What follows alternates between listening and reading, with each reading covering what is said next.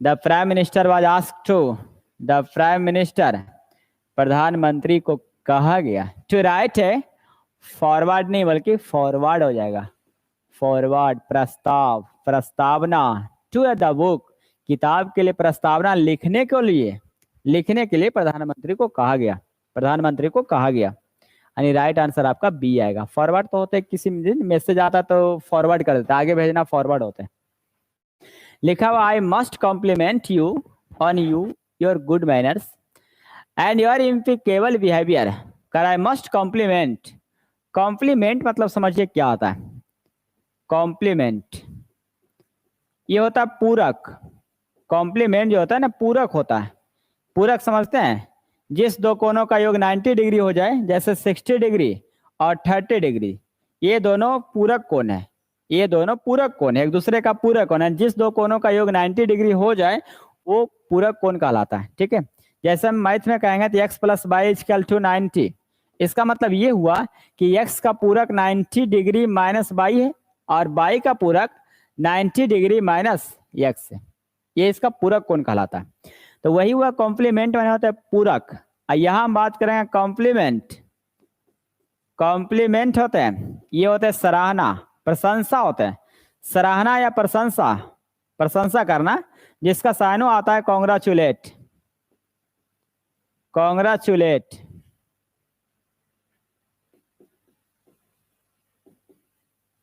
Congratulate इसका cyano आता है, फैसिलिटेट इसका साइनो आता है, इसका साइनो आता है। जिसके बाद ऑब्जेक्ट लगाते हैं तब प्रीपोजिशन ऑन आता है। ये तीनों मीनिंग बराबर आते रहता है, कॉम्प्लीमेंट, कॉन्ग्रेचुलेट, फैसिलिटेट। फैसिलिटेट जिसके बाद ऑब्जेक्ट आएगा, निसंबड़ी आएगा, फिर ऑन आएगा, तो इसको हम कहते हैं क्या चीज, मुबारकबाद देना, बधाई देना, प्रशंसा करना, तारीफ करना, सबका एक मीनिंग आएगा। ठीक है, तो राइट आंसर आएगा आई मस्ट कॉम्प्लीमेंट। यहां सुधार लेंगे हम लोग, आई मस्ट कॉम्प्लीमेंट हो जाएगा, आई must compliment you on your good manners. मैं आपकी अच्छी आदत को आपको जरूर सराहना करूंगा, मैं आपकी अच्छी बिहेवियर को मैं जरूर सराहना करूंगा। एंड योर इम्पिकेबल बिहेवियर, इम्पिकेबल मतलब होते हैं वैसा बिहेवियर जिसमें एक भी दाग नहीं है। इम्पिकेबल होते हैं वैसा बिहेवियर जिसमें बेदाग, आपकी बेदाग बिहेवियर, आपकी अच्छे चरित्र को और आपकी अच्छी आदत को मैं जरूर प्रशंसा करूंगा, तारीफ मैं जरूर करूंगा। The sweets were shared between the 4 girls, या 4 की संख्या बता रहा है तो बिटवीन कैसे आएगा, एमंग आना चाहिए। एमंग का प्रयोग हमेशा 2 से ज्यादा में करते हैं, जबकि बिटवीन का प्रयोग हमेशा 2 के बीच करते हैं। बिटवीन 2 के लिए, जबकि 2 से ज्यादा जहां जहां आएगा तो वहां एमंग का आपको इस्तेमाल करना पड़ेगा। क्लियर हो गया। लॉन्ग डिस्टेंस ट्रेन, लंबी दूरी तय करने वाली ट्रेन, लंबी दूरी तय करने वाले ट्रेन जो दुर्घटना का शिकार हो गया। मेट विथ एन एक्सीडेंट, लिखते जाइएगा, met with an accident, met with an accident होते हैं किसी दुर्घटना का शिकार होना, दुर्घटना होना, मेट विथ एन एक्सीडेंट होता है दुर्घटना होना।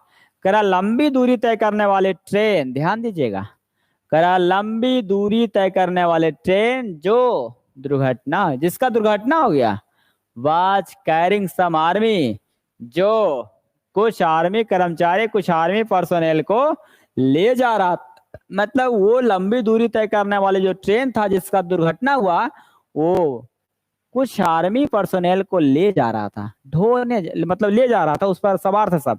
वाज कैरिंग सम आर्मी, तो आर्मी तो ठीक है लेकिन पर्सनल नहीं होते, पर्सनल तो होते व्यक्तिगत होता है, आर्मी पर्सोनेल हो जाएगा, आर्मी पर्सोनेल। कर्मचारी होता है, स्टाफ होता है, पर्सनल तो व्यक्तिगत होता है, पर्सोनेल हो जाएगा, पर्सोनेल हो जाएगा। एक और चीज बताना रह गया था, जानकारी आपको दे देते हैं। नियम कहता है कि सम के बाद काउंटेबल अनकाउंटेबल नाउन दोनों आता है, काउंटेबल नाउन और अनकाउंटेबल दोनों आता है। तो काउंटेबल तो हमेशा प्लूरल फॉर्म में होता है, अनकाउंटेबल हमेशा सिंगुलर होता है। ठीक है, काउंटेबल हमेशा प्लूरल फॉर्म में आएगा और अनकाउंटेबल हमेशा सिंगुलर होते हैं। लेकिन हमें पता चलेगा तब तो कि जो पर्सोनेल लिख रहे हैं, कर्मचारी हम लिख रहे हैं, स्टाफ लिख रहे हैं, ये सिंगुलर है या प्लूरल है, ये तो हम बताए ही नहीं आपको। आप लोग क्या बताएंगे, पर्सोनेल सिंगुलर है या प्लूरल है, या स्टाफ का साइनो है? ये दोनों है। ये सिंगुलर भी काम करेगा, प्लूरल भी काम, यानी अपने आप में सिंगुलर भी और अपने आप में प्लूरल भी है, ये दोनों काम करेगा। सिंगुलर भी और प्लूरल फॉर्म में भी यूज होता है। यानी जाहिर सी बात है कि इसके साथ यस है, यस नहीं लगेगा। पर्सोनेल के साथ यस लगाना गलत होगा। ये अपने आप में सिंगुलर भी है, अपने आप में प्लूरल फॉर्म में है। जैसे हम यूज करते हैं committee, ship, deer, offspring, fish, ये अपने आप में सिंगुलर प्लूरल दोनों होते हैं। पर्सोनेल अपने आप में सिंगुलर प्लूरल दोनों आएगा।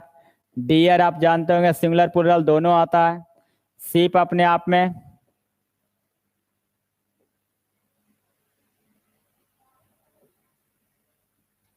सिंगुलर प्लूरल दोनों होता है। और बताइए इसमें ऑफ स्प्रिंग आता है, ऑफ स्प्रिंग आता है, सिंगुलर प्लूरल दोनों आता है। फिश भी आता है, सिंगुलर प्लूरल दोनों आता है। फिश, फिश सिंगुलर प्लूरल दोनों होता है अपने आप में। ये सब नाउन दुविधा में डालता हम लोग को। करादांग मैन फ्रॉम जापान, करा जापान से अंग मैन जो है, जितने भी युवा पीढ़ी के लोग हैं, found the ascent of mountain hard going. करा जापान के भी जितने युवा लोग होते हैं, found the ascent of the mountain hard going, करा कि माउंटेन पर चढ़ाई किया, माउंटेन पर चढ़ाई, हार्ड गोइंग कठिनाई पाते हैं। माउंटेन पर चढ़ना उन लोगों को बड़ा टफ काम है। फाउंड द असेंट, समझिए बात कर, टोटल एरर बट पावर का आ रहा है। असेंट मैंने होता है सहमत होना, असेंट मैंने सहमत होना, जबकि असेंट पर्वत पर चढ़ना। बात समझिए दोनों में क्या है। एक देखिए पढ़ते हैं असेंडिंग ऑर्डर, असेंडिंग ऑर्डर तो ये लिखा है, ए या सी लिखा जाता है। असेंडिंग ऑर्डर बढ़ते क्रम, बढ़ते क्रम मतलब ऐसे, ये हुआ पहाड़ पर चढ़ना, ये हुआ बढ़ते क्रम, ये हुआ असेंडिंग ऑर्डर, मतलब ए या सी एन टी लिखा जाता है। जबकि A double S C N T ascent बने तो सहमत होता है। यानी यहाँ राइट आंसर आएगा असेंट आएगा, असेंट। हार्ड गोइंग लिखा हुआ है, विद्यार्थी ये कह रहा है सर हार्ड तो एडवर्ब है, तो लास्ट में होनी चाहिए। चलिए अच्छी बात पूछ ली आप, आपको पता होनी चाहिए मेक क्रिया के बाद, फाइंड क्रिया के बाद ऑब्जेक्ट प्लस V1, ये V1 नहीं रहता, एडजेक्टिव का इस्तेमाल होता है। मेक और फाइंड क्रिया के बाद V1 नहीं तो एडजेक्टिव आएगा। यहाँ देखो फाइंड का V2 फॉर्म लिखा हुआ फाउंड, फाउंड के बाद the ascent of the mountain आपका नाउन, ये हार्ड आपका एडजेक्टिव काम करेगा, एडवर्ब नहीं, एडजेक्टिव काम करेगा। लिख लो ये नियम, मेक और फाइंड के बाद ऑब्जेक्ट, ऑब्जेक्ट के बाद या तो दोनों के बाद वेरी इन्फिनेटिव आएगा या दोनों में एडजेक्टिव आएगा। Every one of the films, question ध्यान दीजिएगा, every one of the films, clear हो गया। यू तो नियम ये कहता है हमारा कि यदि नाउन प्रोनाउन, यदि नाउन प्रोनाउन एक साथ आपको दिख जाए, यदि नाउन प्रोनाउन एक साथ देखिए तो कन्फर्म है कि यहाँ रिलेटिव प्रोनाउन छुपा रहेगा। यू सजेस्टेड, यहाँ रिलेटिव प्रोनाउन कन्फर्म है कि डैट भी छुपा हुआ है। जहां जहां आपको नाउन प्रोनाउन एक साथ दिख जाए तो समझ जाना कि यहाँ जरूर कुछ गड़बड़ है, रिलेटिव प्रोनाउन छुपा हुआ, ठीक है। तो यू सजेस्टेड, और आर जो आया ना, ये रिलेटिव प्रोनाउन जो आपको दिख रहा है, जो हम लिखे अभी, आर का प्रयोग रिलेटिव प्रोनाउन के पहले वाले पार्ट पुर्जा के अनुसार होता है। ये पहले वाले पूरा सिस्टम के अनुसार नेक्स्ट वर्ब आएगा, ये पूरे सिस्टम के अनुसार आएगा नेक्स्ट वर्ब। तो नियम कहता है एवरी वन के, every one, any one, anybody, somebody, ये सब सिंगुलर होता है। जब सिंगुलर होता है भाई, प्लूरल नाउन सिंगुलर वर्ब लेता है, यानी आर नहीं बल्कि ई जाएगा। बात समझ में आ गया होगा, है ना। Every one of the films that you suggested, that आप लिखिए ना लिखिए मतलब उसे नहीं, छुपा हुआ, मतलब जिस फिल्म को आपको सजेस्ट किया गया उनमें से एक देखने लायक नहीं था, देखने लायक नहीं है। आपको जिन जिन फिल्मों को सजेस्ट किया गया उनमें से एक फिल्म, हर फिल्म देखने लायक नहीं है। Every one of the films is not worth seeing. Her film देखने लायक नहीं है। यानी कुछ फिल्म एडल्ट फिल्म होगा। जहां जहां नाउन आपको एक साथ देखिए, नाउन प्रोनाउन समझ जाना, रिलेटिव प्रोनाउन छुपा हुआ है। जब छुपा हुआ रिलेटिव प्रोनाउन, तो रिलेटिव प्रोनाउन के पहले जो जितना फॉर्मेट आएगा इसके अकॉर्डिंग टू नेक्स्ट वर्ब आएगा। तो एवरी वन ऑफ के बाद प्लूरल नाउन सिंगुलर वर्ब आता है, तो आर नहीं बल्कि इज राइट आंसर आएगा। The secretary and the principle of the college. देखिए, जैसे ही वर्ब आपका स्टार्टिंग हो जाए, जैसे ही वर्ब आपका स्टार्टिंग हो जाए, the secretary and the principle of the college, यहां लिख रहा, देखिए जैसे वर्ब स्टार्ट हो जाए तो उसके पहले सारा सब्जेक्ट है। क्या लिखा हुआ? ऑफ। ये भी नाउन है। ऑफ के पहले देखिए the secretary and the principal. इसका मतलब हुआ कि ऑफ के पहले वाले नाउन के अनुसार वर्ब आएगा, ऑफ के पहले वाले नाउन के अनुसार वर्ब आएगा। लेकिन ऑफ के पहले जो नाउन लिखा हुआ, दो नाउन किससे जुड़ा हुआ? एंड से। दोनों के पहले द लगा हुआ, इसका मतलब दो अलग अलग पर्सन है। सचिव कोई और होगा, प्रधानाध्यापक कोई और है। The secretary and the prime minister of the college, college के सेक्रेटरी और प्रिंसिपल। आर बिल्कुल सही है। आर अटेंडिंग बिल्कुल सही है। अटेंडिंग उपस्थित होना। The district development council meeting at the college, collectorate, collectorate में डिस्ट्रिक्ट डेवलपमेंट काउंसिल मीटिंग में उपस्थित हो रहे हैं। उपस्थित होते नहीं बल्कि उपस्थित होंगे, उपस्थित होंगे। इन फ्यूचर में जो भी कोई काम होता है, इन फ्यूचर में कोई भी निर्धारित समय होता है तो टेंस कंटिन्यूअस हो जाता है, टेंस कंटिन्यूअस हो जाता है। इसलिए यहाँ आर अटेंडिंग मतलब उपस्थित होंगे। The district development council meeting at the college, तो सेंटेंस बिल्कुल सही है, नो एरर आएगा, कहीं कोई दिक्कत नहीं होगा। नो सूनर जैसे ही वाक्य शुरू में आ जाए तो कन्फर्म है कि सहायक क्रिया सब्जेक्ट से पहले आएगा। नो सूनर जैसे ही वाक्य शुरू में आ जाए तो कन्फर्म है कि सहायक क्रिया सब्जेक्ट से पहले आएगा।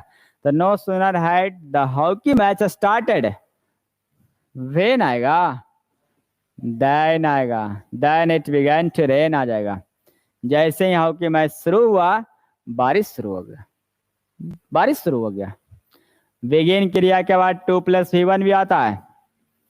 बिगिन क्रिया के बाद 2+V1 या बिगिन क्रिया के बाद 2+V1 या फिर बिगिन के बाद V4 आता है।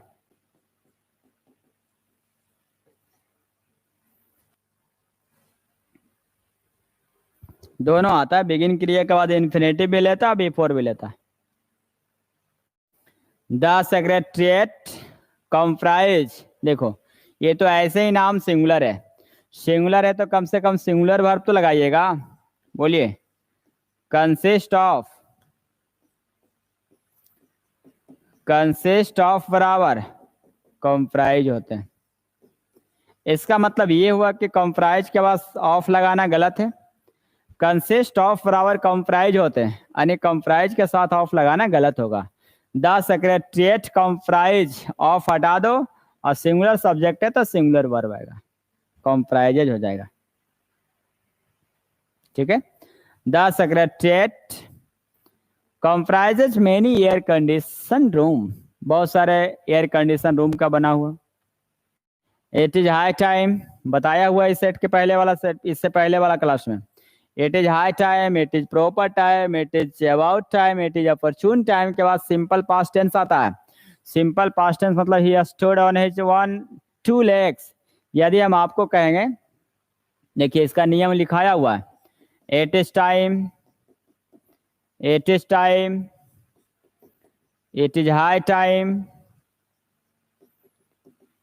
It is high time, it is proper time, it is proper time, it is opportune time, it is opportune time, it is about time।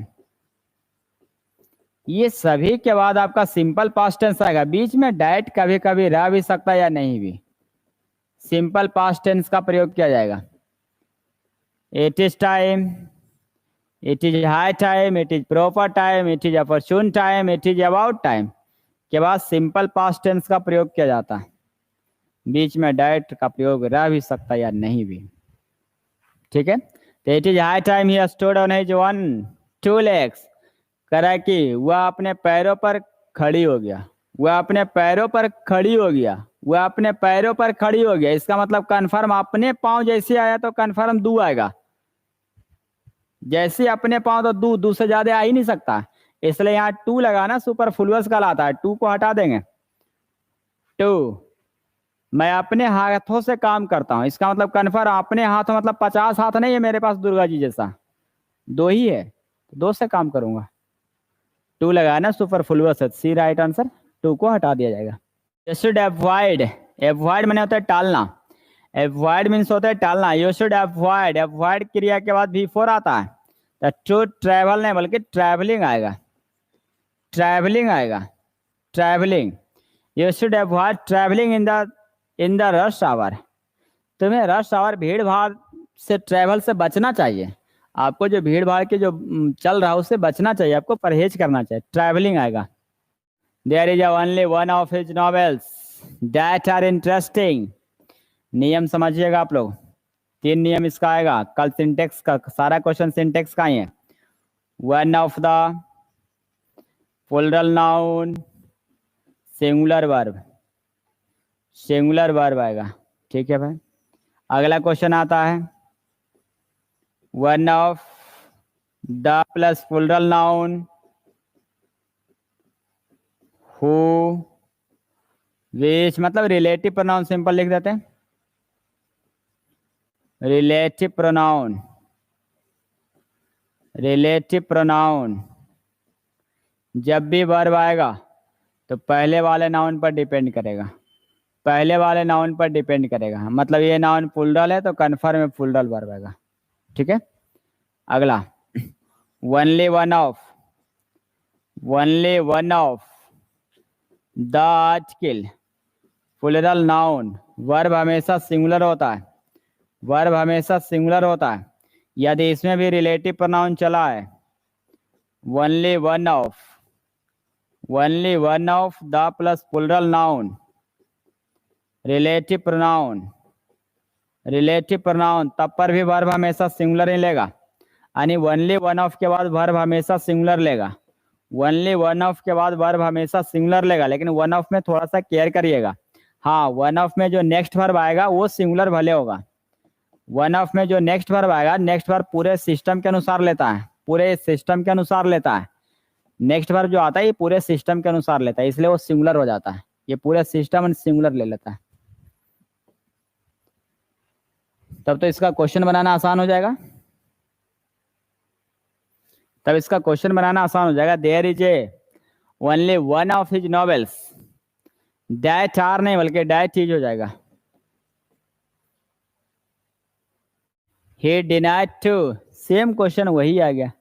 अभी अभी अवॉइड पढ़ा रहे थे, अवॉइड अभी अभी आ गया डिनाई, ये सब के बाद V4 आएगा, ये सब के बाद V4 आएगा। जब V4 आएगा तो हम 2 + V1 क्यों लगाएंगे भाई, हैविंग नहीं यूज करेंगे, हैविंग बीन देयर।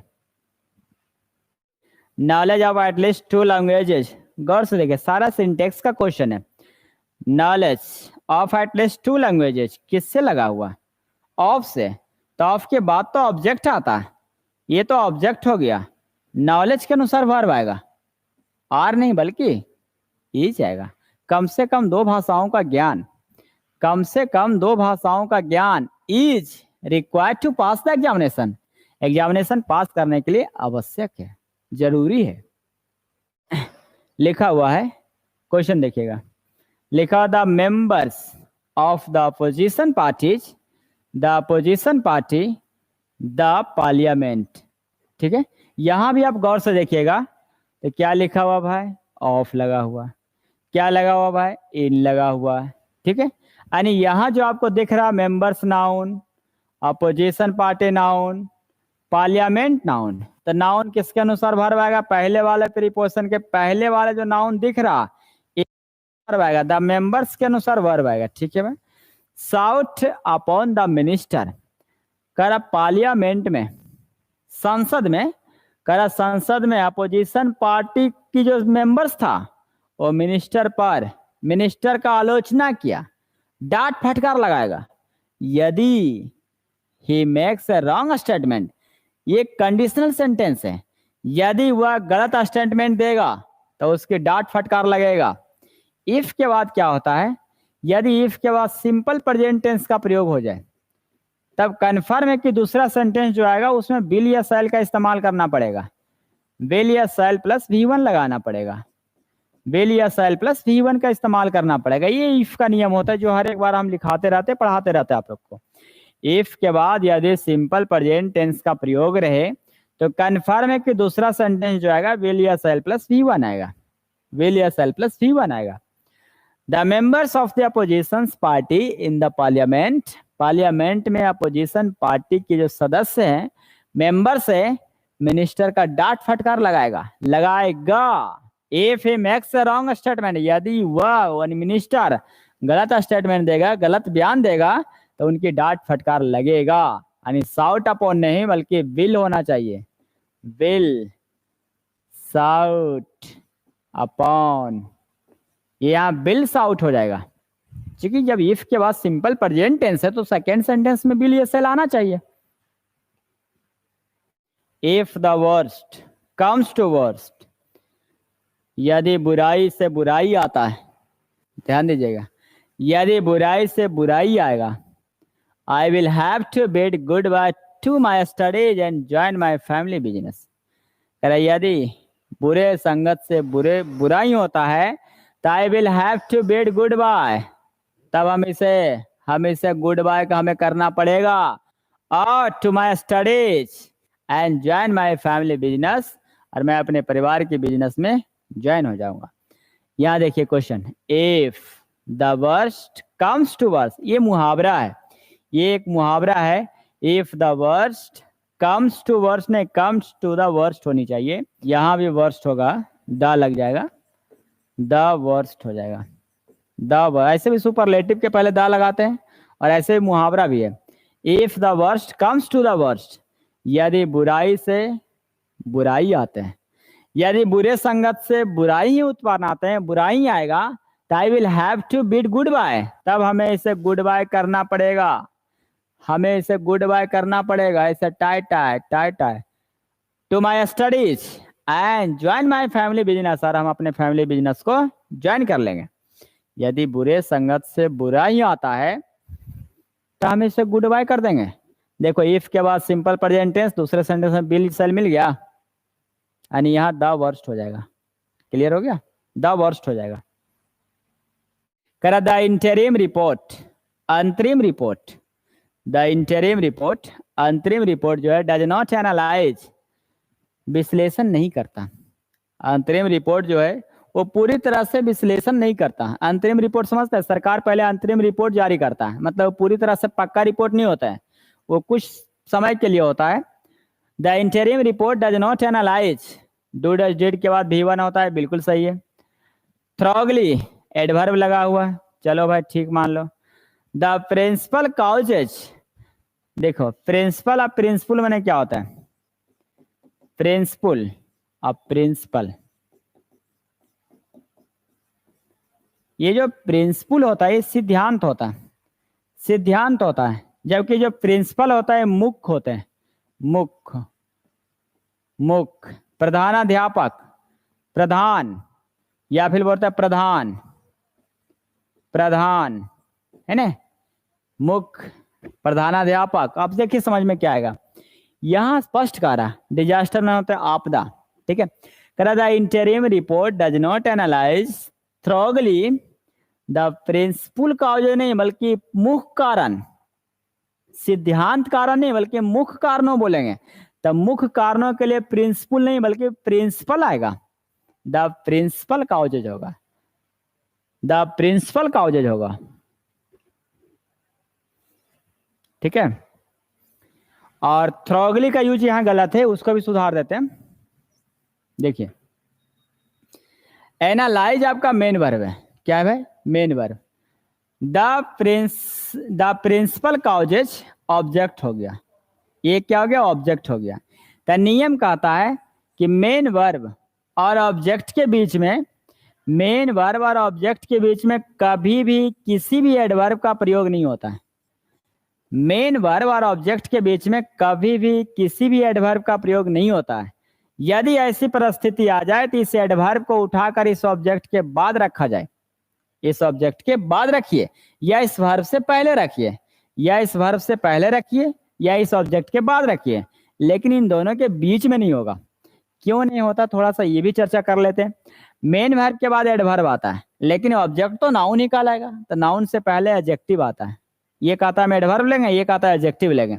इसलिए ऐसी सिचुएशन में कहा जाता है कि मेन वर्ब आ जाए और ऑब्जेक्ट आ जाए तो इसके बीच में एडवर्ब नहीं होता है। एडवर्ब को उठाकर या लास्ट का इस ऑब्जेक्ट के बाद रखिए या मेन वर्ब के पहले रखिए। यानी इसका फाइनल आंसर हम बना देते हैं, इसका आएगा analyse, analyse the principal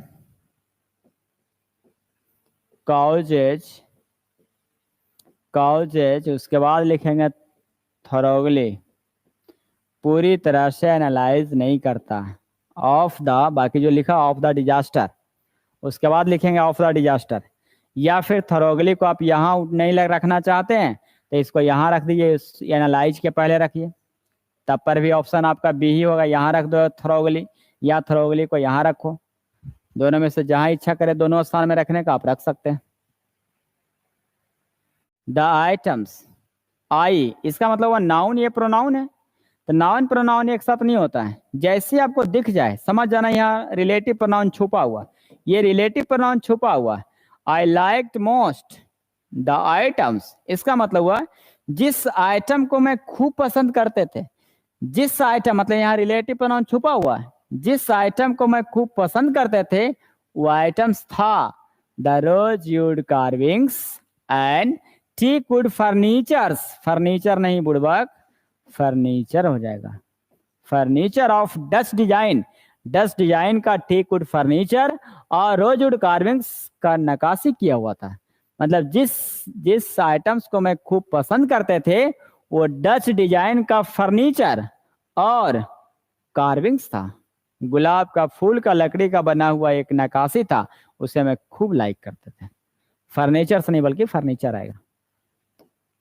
part of the training, देखिएगा question, part of the training they offered, यानी यहाँ रिलेटिव प्रोनाउन छुपा हुआ है, हमको तो दिख जाता है तुरंत, दिख रहा। दे ऑफर्ड वाज, वाज जो आया पूरे सिस्टम के अनुसार आया, ये जो वाज दिख रहा है ये पूरे सिस्टम के अनुसार वाज दिख रहा। करा part of the training that या विच दे ऑफर, मतलब उन लोगों को जिस ट्रेनिंग के लिए ऑफर किया गया, जिस ट्रेनिंग के लिए उन्हें ऑफर किया गया वाज रियल गुड नहीं बल्कि वाज आपका वी फॉर्मेट है, वी फॉर्मेट के बाद एडजेक्टिव, गुड एडजेक्टिव, और एडजेक्टिव से पहले एडवर्ब आता है, रियल नहीं बल्कि रियली होगा। क्लियर, गलती लिख दिया, रियली खत्म हो गया, राइट आंसर सी आएगा। रिलेटिव प्रोनाउन जहां छुपा हुआ दिख रहा है ना आपको, कैसे छुपा हुआ, नाउन प्रोनाउन एक साथ नहीं होते हैं, एक्स्ट्रा वर्ब आपको जरूर दिखेगा। तो दे ऑफर्ड, जिस ट्रेनिंग की पार्ट, जिस ट्रेनिंग के लिए उन्हें ऑफर किया गया, जिस ट्रेनिंग के लिए उन लोगों ने ऑफर किया वो वास्तव में अच्छा था, was really good. The soil was moist, ये क्या करा, मिट्टी में नमी था, द सॉइल वाज मॉइस्ट करा मिट्टी में नमी था, नमी था, नमी मतलब समझता है ना, क्योंकि there was little rain the day before, क्योंकि एक दिन पहले बारिश हुआ था, क्योंकि एक दिन पहले बारिश हुआ था, इसका मतलब थोड़ा बहुत जरूर बारिश हुआ होगा। लिटिल या लिटिल, लिटिल नहीं बल्कि लिटिल हो जाएगा। देखो क्या शब्द कह रहा है कि द सॉइल वाज मॉइस्ट, मिट्टी गीला था, मिट्टी क्या था, गीला था। इसका मतलब ये साबित हो रहा कि वो एक दिन पहले ने कुछ बारिश हुआ होगा, स्पष्ट हो रहा, कुछ नहीं थोड़ा बहुत हुआ होगा, तो यार लिटिल हो जाएगा। दे, तो दे है तो आर सही है, ए आर्टिकल है, इसका मतलब कन्फर्म है कि ये फैमिली के लिए आया। फैमिली के पहले एडजेक्टिव आपका इंपॉर्टेंट, पॉलिटिकली आपका एडवर्ब हो गया। सीरीज सही है। They are a politically important family. वे लोग जो है एक राजनीतिक परिवार से बिलोंग करते हैं, राजनीतिक परिवार से बिलोंग करते हैं। इंपॉर्टेंट लगा दिया, इसका मतलब काफी मतलब स्तर पर पहुंचा हुआ राजनीतिक है। One of his sister, one of के बाद द आर्टिकल द नहीं रहता, हिज हर माई लगा सकते हो, लेकिन नाउन ये सिंगुलर नहीं होता है। नाउन आपका सिस्टर्स होनी चाहिए, प्लुरल लगेगा। वन ऑफ के बाद प्लुरल नाउन आता है, लेकिन वर्ब आपका सिंगुलर ही होता है। क्लियर हो गया। यानी वे लोग एक राजनीतिक पार्टी से बिलोंग करते हैं, राजनीतिक पार्टी फैमिली का है। और one of his sisters is a minister, उनमें से एक जो बहन है, उनकी बहनों में से एक जो है वो मिनिस्टर है। और दूसरा ध्यान दीजिएगा, एक बहन मिनिस्टर और दूसरा another is married with a minister. लो या कर, एक बहन मिनिस्टर है और एक और जो बहन बची ने वो मिनिस्टर के साथ शादी किया हुआ, मतलब वो मिनिस्टर है। नेक्स्ट आइए, करा सपोजिंग दैट। सपोजिंग बराबर इफ होता है, ठीक है। सपोजिंग बराबर इफ होता है, ठीक है। अगला देखिएगा, सपोजिंग के साथ आप डैट लगा भी सकते हो, तो इच्छा है तो लगाइए, नहीं इच्छा तो नहीं लगाइए, ठीक है। Supposing that the information proves to be totally reliable. करा सपोजिंग दैट, मान लिया जाए कि the information proves to be totally reliable. मान लिया जाए, ऐसे होता है सपोजिंग दैट, मान लिया जाए कि इंफॉर्मेशन सूचना सही साबित हो जाए, पूरा सही साबित हो जाए, तब बी फॉर्म के बाद एडजेक्टिव, तो रिलायबल आपका एडजेक्टिव, और एडजेक्टिव से पहले एडवर्ब, टोटली आपका एडवर्ब है, जो बिल्कुल सीक्वेंस सही है। बी फॉर्म के बाद एडजेक्टिव, एडजेक्टिव से पहले एडवर्ब। तो सपोजिंग दैट, मान लिया जाए कि इंफॉर्मेशन सूचना सारे के सारे विश्वास करने लायक, सारे इंफॉर्मेशन उसका सत्य पाया जाए, सत्य साबित हो जाए, तो should we still have to recast the plans। क्या हमें still have to, should have to recast the plans, क्या हम उस प्लान को, उस योजना को रिकास्ट कर पाएंगे।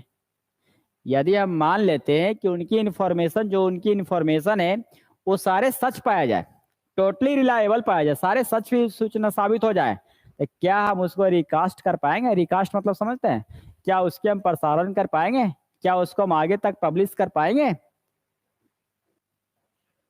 शुड है, शुड बी, तो लास्ट क्वेश्चन इंटरोगेटिव का चिन्ह लगा, जब से पहले आएगा, जो बिल्कुल सही है। Still have to, has to, have to plus one, सब सही है, नो एरर आएगा। मान लिया जाए कि उनकी इंफॉर्मेशन जो है टोटली पूरी तरह से सही साबित हो जाए, तो क्या हम उस प्लान को, इस योजना को हम रिकास्ट कर पाएंगे, क्या हम उसे रिकास्ट कर पाएंगे, हमें करना पड़ेगा। ये सेंटेंस कह रहा है, सही लिखा हो। करा द इट्स ग्लास, ग्लास बना होता है चमक, can fulfil and very customers. It would not be difficult for the clever ones to judge its real worth। समझिएगा बात को, क्या करा, करा हालांकि यद्यपि, इट्स ग्लास, उनकी चमक, ध्यान दीजिएगा,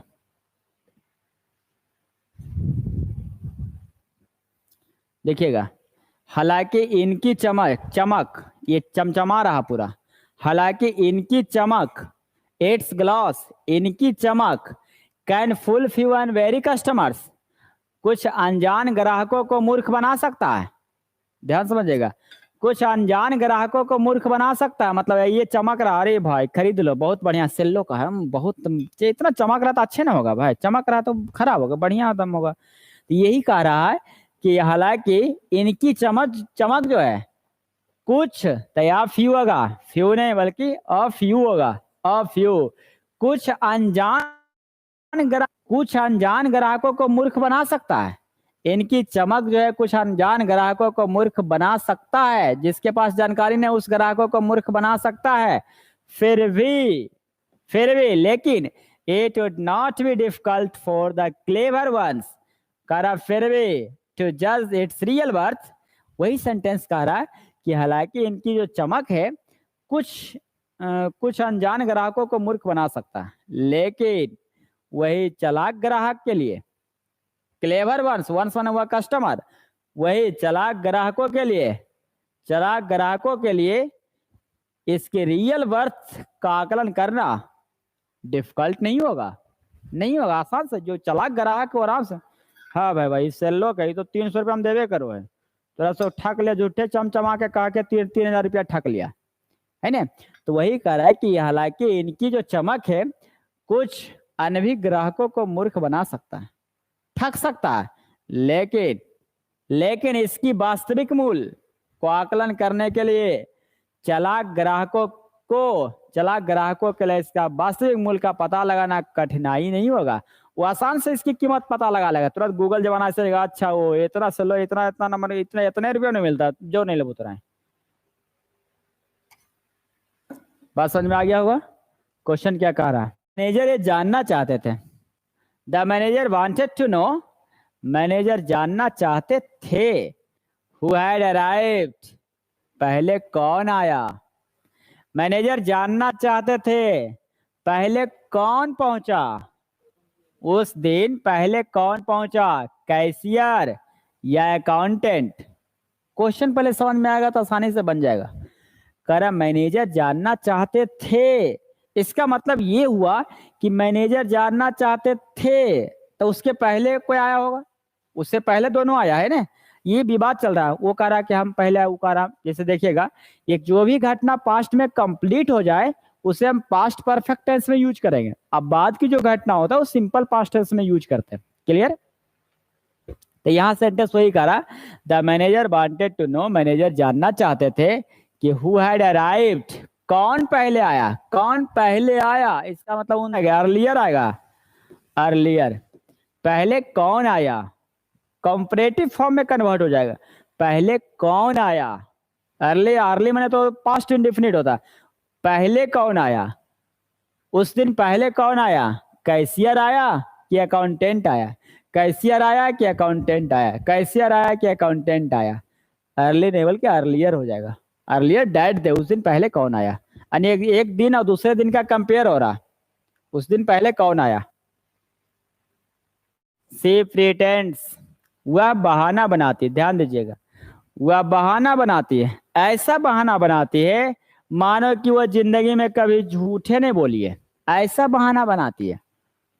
सी प्रिटेंड्स, वह बहाना बनाती है, ऐसा बहाना बनाती है मानो कि she has never in her life told a lie, वह अपने लाइफ में कभी झूठ नहीं बोली, ऐसा बहाना बनाती है। वाह कितना अच्छा है। as if, as the, as if, as the के बाद सब्जेक्ट कुछ भी रहे सिंपल पास्ट टेंस आएगा, सब्जेक्ट सिंगुलर रहे चाहे प्लूरल, इससे कोई फर्क नहीं पड़ेगा, वर्ब का इस्तेमाल करे या V2 का इस्तेमाल होगा, जबकि इसका सेंटेंस सिंपल प्रेजेंट टेंस आएगा, सिंपल प्रेजेंट टेंस होगा। ठीक है, सिंपल प्रेजेंट टेंस होगा। दूसरा नियम इसका कहता है कि यदि फर्स्ट वाला सेंटेंस आपका सिंपल पास्ट टेंस हो जाए, सिंपल पास्ट टेंस हो जाए तो कन्फर्म है कि अगला सेंटेंस जो आएगा आपका इफ, एज इफ या एज द के बाद जो सेंटेंस आएगा वो हैड प्लस V3 हो जाएगा, हैड प्लस V3 हो जाएगा। ठीक है, यहाँ डबल मिस्टेक हम लोग का है। पहला मिस्टेक तो है कि एज इफ के बाद जो है सेंटेंस यहाँ हैज नहीं होनी चाहिए, हैड होनी चाहिए, सबसे पहला गलती हो गया। ठीक है, she had never in her life told a lie.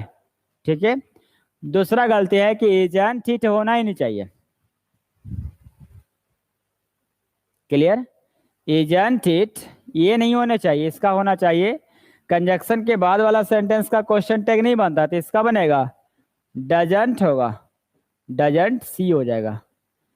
Conjunction के बाद वाला सेंटेंस का क्वेश्चन टैग नहीं बनता, जो सेंटेंस बचेगा उसका क्वेश्चन टैग बनाया जाएगा। ये प्रोसेस लिख लीजिए आप।